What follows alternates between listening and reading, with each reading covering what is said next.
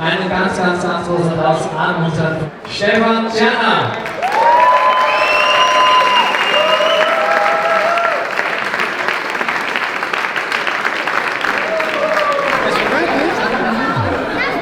Kann man bitte jemand die Dinger anziehen? Ja, schon. Okay, die Kindersicherung wurde nicht gelöst.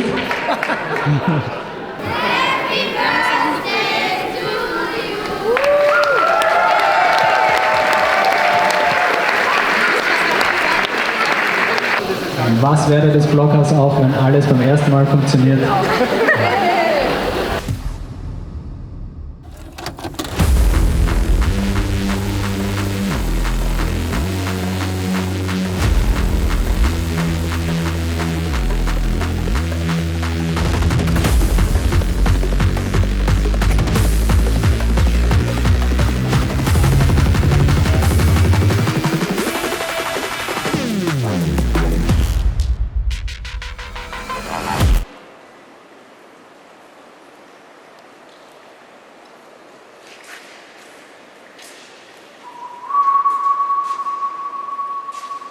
Um ehrlich zu sein, ich habe mir, vielleicht war mir, ich weiß nicht, wie es bei Stefan oder bei Bernd ist, nicht so viel Gedanken gemacht, was in 10 Jahren sein wird.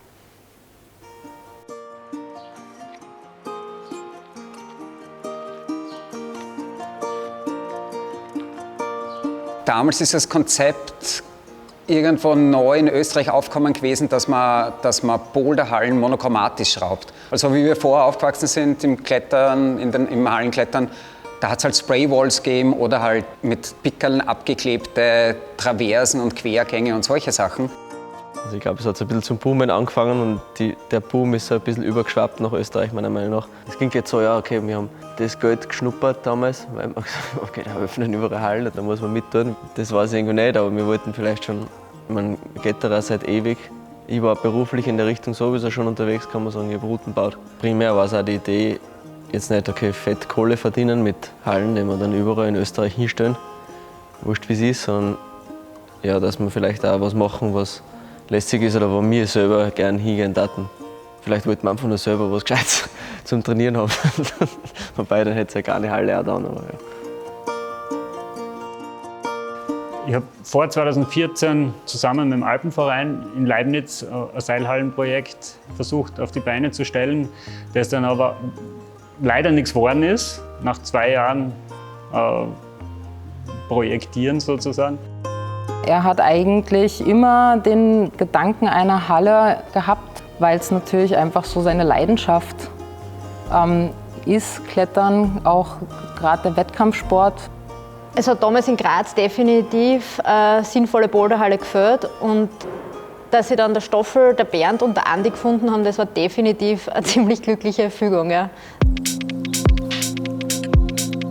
Der Bernd Schlögl hat mich angerufen, ein Kumpel von ihm und er, sie haben sich überlegt, es wäre eigentlich cool, in Graz was zu machen, eine Boulderhalle zu machen. Stefan war motiviert und war da vielleicht auch gerade viel mehr drinnen als wir. Ich habe die Idee eigentlich sehr cool gefunden, zumal ich ja gewusst habe vom Leibniz-Projekt, okay, es gibt einen Architekten. Ich habe den Günther Uhl gekannt von Skapa Österreich, vom Projekt in Leibniz, der, wie das nichts geworden ist, gesagt hat, naja, falls wir wieder mal ein Projekt aufziehen, ich soll mich melden, Sie sind wieder dabei, weil Sie in den Klettersport investieren wollen. Da könnte was gehen eventuell. Ja. Haben halt entschlossen, dass wir es probieren, dass wir uns halt auf die Suche nach einer örtlichen Gegebenheit machen. Ja, okay, das Erste, was wir brauchen, ist eine Location und dann können wir weiterreden.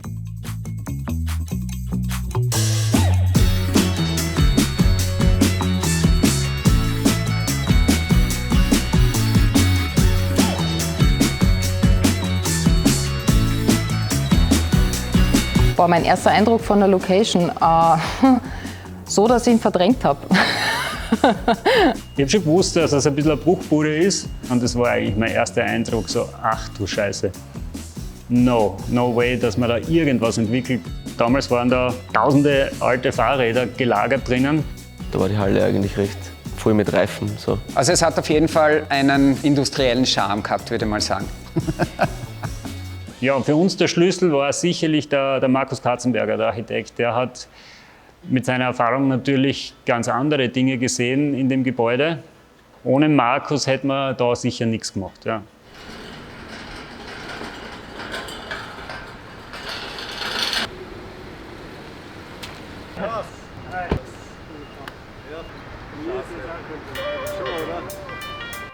Willkommen im Blockhaus bei unserer 10-Jahresfeier. Wir feiern 10 Jahre Blockhaus. Los geht's mit dem Zehnkampf.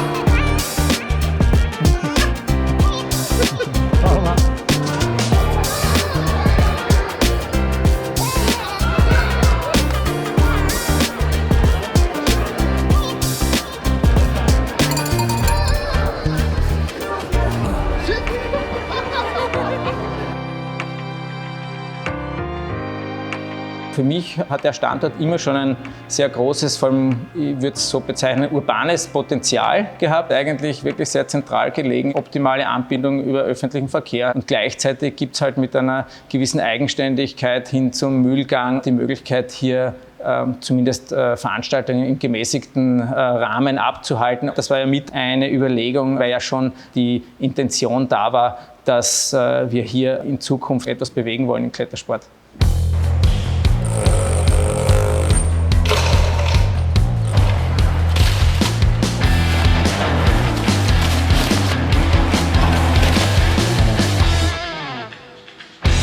Ich kann mich da an einen Tag erinnern, wo ich dann der Sina und den Kindern sage, also die haben gesagt, ja, sie wollen uns das mal anschauen, fahren wir mal mit. Und dann sind wir da einmarschiert.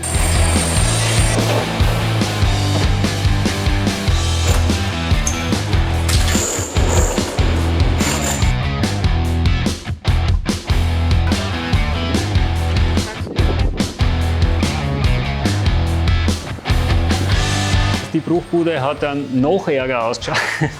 Es war eigentlich ein Trümmerhaufen im wahrsten Sinne des Wortes. Und ich habe gedacht, oh Gott, was tue ich meiner Familie da an eigentlich? Er hat quasi versucht, so enthusiastisch wie möglich die Halle darzustellen. Und es war schon so ein bisschen so, naja, ich weiß nicht. Es war trotzdem unsicher, wir haben keine Erfahrung gehabt, wie gut alles werden wird. Wenn man damals auf der Baustelle gestanden ist, wenn man da drauf zurückblickt und sich anschaut, was das Blockhaus heute eigentlich ist das damals komplett unglaublich. Wir haben da schon Privatkohle investiert. Ja. Ich meine, für mich war das alles an Geld, was ich gehabt habe. Es ist halt für junge Gründer, nennen wir das mal so, einfach völlig klar, das liegt auf der Hand, man will sich nicht übernehmen. Trotzdem nicht negativ, also weil einfach irgendwie die ganze Stimmung so war, dass juhu, jetzt passiert's, ja, und jetzt geht's los. Ich kann mich auch noch an das Gespräch erinnern, dass wir da gesagt haben, okay, wenn wir es machen, dann ist das all in, all nothing. Ja? Wenn du das Risiko nicht bereit bist einzugehen und nicht auch alles zu geben dafür, dass das was wird, dann glaube ich, sollte man besser die Finger davon lassen. Ja.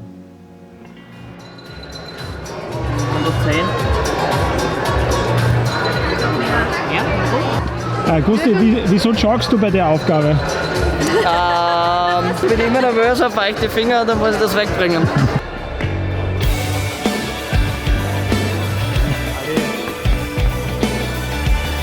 Also etwa eine Stunde noch geht der Zehnkampf jetzt.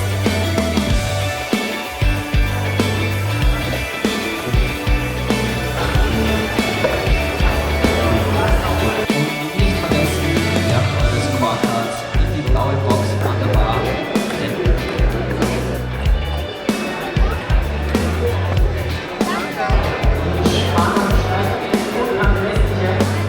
Der glückliche Gewinner einer Jahreskarte im Blockhaus.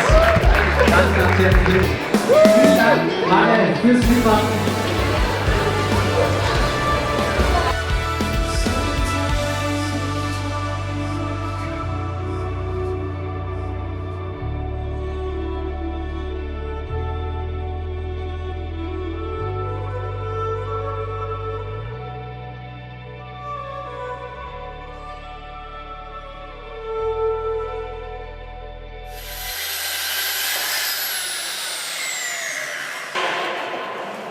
Ah! So. Der Bernd war so ein bisschen der Erfinder in manchen Aspekten. Ja, Bernd ist immer motiviert, nicht was zu machen und geil was zu machen, sagen wir so. Und geil was anzugehen. Die Leute, die halt so gut wie immer dort waren, das waren halt Stefan und ich. Ja. Ich habe damals, wie ich noch als Physio gearbeitet habe, Urlaub genommen, bin nach dem Arbeiten gekommen, bin vor dem Arbeiten gekommen, ja, habe Krankenstand genommen. Ich hoffe, du machst kein Video jetzt. Also der Bernd, muss ich sagen, war wirklich jeden Tag auf der Baustelle bis zum bitteren Ende auch und ist eben so ein Anpacker-Typ. Aber er ist eben so einer, der anpackt und dann auf die Details oft vergisst. Und ich habe dann auf die Details oft herumgeritten. Ja. Also der Stoffel ist der Übermotivierte, was jetzt positiv ist. Natürlich, Übermotivation kann auch manchmal ausarten, weil man vielleicht zu viel macht. Aber das war schon von Anfang an. Ich bin halt jemand, wenn ich was sehe und überzeugt bin davon, dass das so gehört und so funktioniert, dann versuche ich das auch in die Richtung zu bringen. Ja. Und es hat am Anfang oft gesagt, ja, du kannst doch nichts abgeben und jetzt lass die anderen machen und so. Das war dann halt oft so, okay, die anderen haben gemacht und ich habe dann nochmal nachgearbeitet, weil es halt nicht 100% so war, wie ich mir das gedacht habe. Nein, es hat schon immer irgendwelche Reibungspunkte gegeben, aber wir kennen uns, glaube ich, so gut, dann vertragen wir es jetzt wieder. Wie in einer alten Ehe.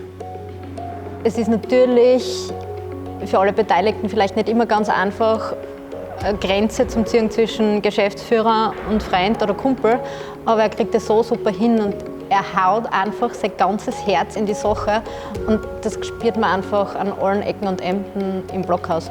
Als Freund oder als Geschäftsführer kann man von einem wirklich alles haben. Das kann manchmal, glaube ich, als Nachteil auch sein, weil er vielleicht selber zugesteckt. Aber im Endeffekt ist es für ein Arbeitsklima und auch für Freundschaft ziemlich gut.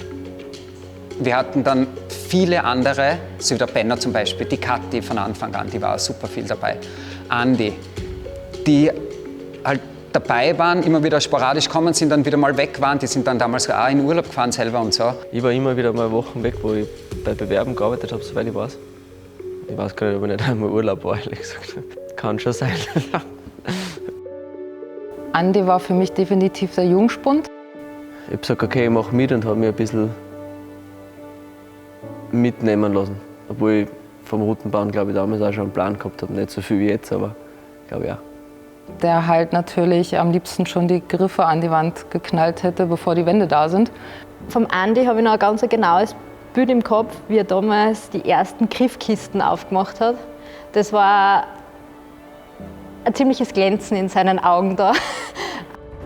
Man hat dafür den Eindruck gehabt, dass das eine Sache ist, jeder zieht an einem Strang. Ich glaube, man muss ja auch da alle anderen, deren Namen mir jetzt, glaube ich, gar nicht einfallen. Da waren so viele Leute dann auf einmal auch da, die auch mitgeholfen haben. Das schaut jetzt so aus, als ob die Torte nicht endet. Das ist aber eigentlich nicht ganz korrekt, weil das Blockhaus ist ja, bin jetzt nicht ich, ja, das ist eben das Blockhaus. Also ein paar Sachen, an die ich mich immer erinnern werde, das war der Teamzusammenhalt, den wir da kreiert haben. Ja.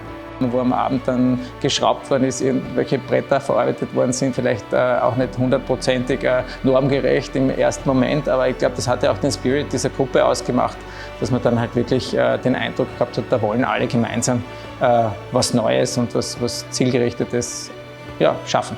Es war ja nicht nur die Baustelle, sondern es war im Hintergrund viel zum Tun. Also Architektur kann immer nur einen Rahmen bilden für Dinge, die dort passieren können. Und ich glaube, gerade hier sehen wir ja, dass der Rahmen vielleicht noch das Wenigste ist. Ja? Also die Wände müssen mal sozusagen grundlegend funktionieren und man braucht ein paar so zusätzliche Anlagen, die müssen auch funktionieren. Aber ich glaube, das, was da das Blockhaus ausmacht, sind eigentlich die Betreiber, die Leute, die tagtäglich das bespielen. Ja? Also vom Routenschrauben bis zum kleinen Event oder bis zum größeren Event, bis zum Abhalten von irgendeinem Wettkampf, ja, den sie sehr professionell machen. Und ich glaube, das zeichnet auch die Crew aus, dass die in der Lage sind, sozusagen das zu bewerkstelligen und da jedes Mal aufs Neue wirklich super Leistungen zu bringen. Ja.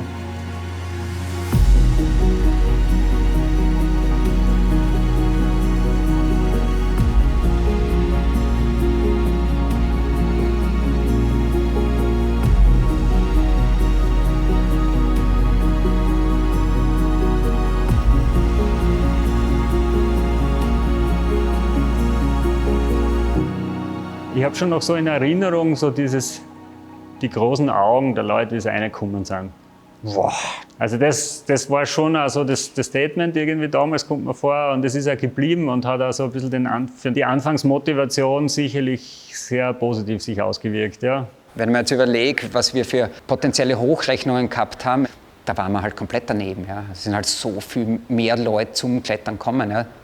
Dadurch, dass wirklich viele Leute da waren, war eigentlich irgendwie so dieser Antrieb da, hey, das funktioniert. Also es läuft gut. Gleichzeitig muss man auch sagen, in der Zeit ist halt das ganze Kletter- und Boulder-Hallen-Business ist halt explodiert im Grunde genommen. Ja. Also wenn man schaut, wie viele Hallen immer noch neu gestaltet werden und da und dort aufpoppen und wie weit das mit dem Wettkampfklettern ist und Olympia und dies und das. Es ist halt einfach riesig. Ja.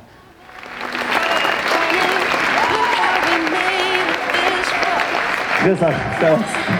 Jakob, schön, dass du da bist. Das ist wirklich eine Freude für uns. Ja, ich meine, da ist Olympia eigentlich immer relativ besonders, weil da ist so richtig brutal viel Action in sehr kurzer Zeit. Also es gibt keinen anderen Wettkampf, wo man irgendwie von der Route runterkommt und dann einmal 2 Stunden lang Interviews gibt. Sich in dem Spannungsfeld zu bewegen zwischen kommerzieller Halle und organisiertem Sport. Das ist, glaube ich, eine der größten Herausforderungen, die der noch junge olympische Klettersport sicherlich zu bewältigen hat im Moment. Ab der Entscheidung, wo Klettern olympisch geworden ist, hat es noch einmal einen Schub gekriegt, auch im kommerziellen Hallenbetrieb. Es sind viel, viel mehr Leute, die eben mit dem Klettersport jetzt keine Geschichte verbindet, sondern die da bei Null anfangen, die auch ganz andere Ansprüche stellen an das Angebot, das du stellst. Ja. Mittlerweile ist es einfach viel weiter gefächert. Also es sind einfach viel mehr Leute, die das erste Mal überhaupt einen Kletterkontakt haben, weil sie vielleicht einen Kurs besuchen von der Uni oder Leute, die überhaupt mal schnuppern kommen.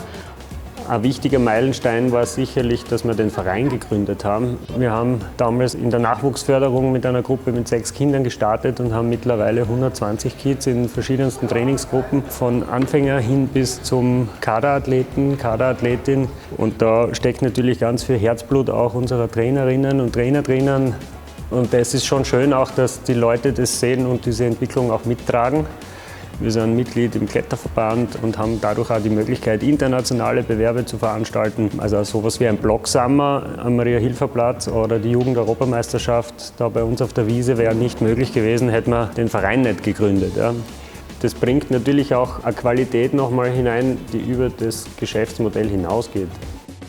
Ich glaube, das Blockhaus war von Anfang an ein Wohnzimmer für alle. Also für den, der noch nie geklettert ist, bis hin zu Jo Färber, der im World Cup startet. Die Community, die eingeschweißte Familie vom Anfang, ist jetzt halt einfach größer geworden. Und das ist eigentlich so eine Sache, die ich cool finde am Blockhaus. Für die meisten, auch in meinem Umfeld, die ich kenne, die da gerne hergehen, war das immer ein guter Treffpunkt und ein gemütlicher Treffpunkt. Und das hat einer taugt. Hergehen, bouldern, sich treffen. Ich hoffe, dass es das so bleibt. Und den Namen behalte, dass ja, sowas wie es ist, vielleicht einer authentischen Boulderhalle.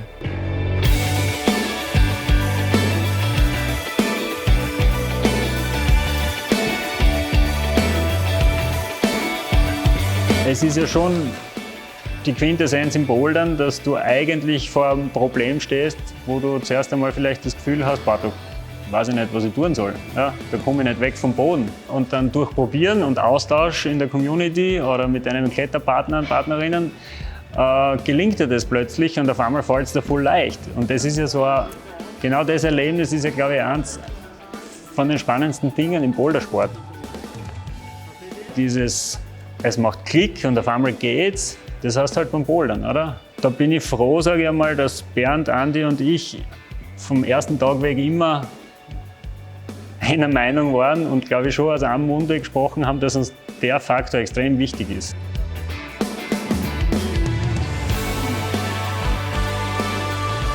Also uns war das ganze Drumherum in der Halle nicht so wichtig wie das Bouldern selber.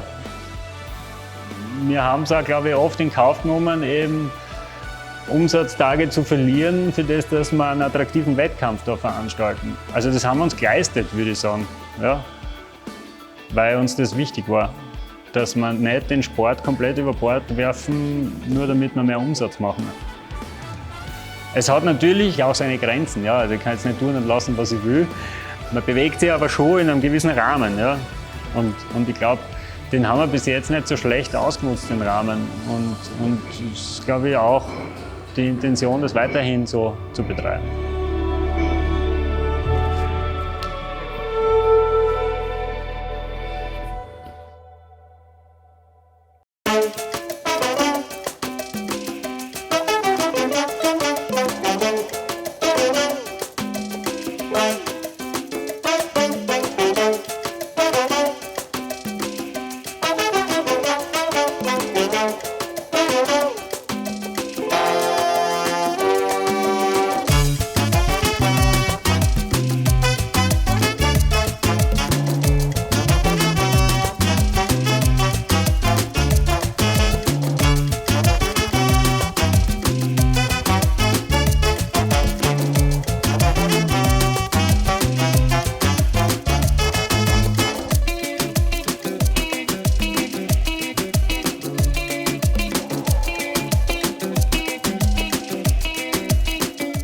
Soll ich im Dialekt reden oder eher Hochdeutsch?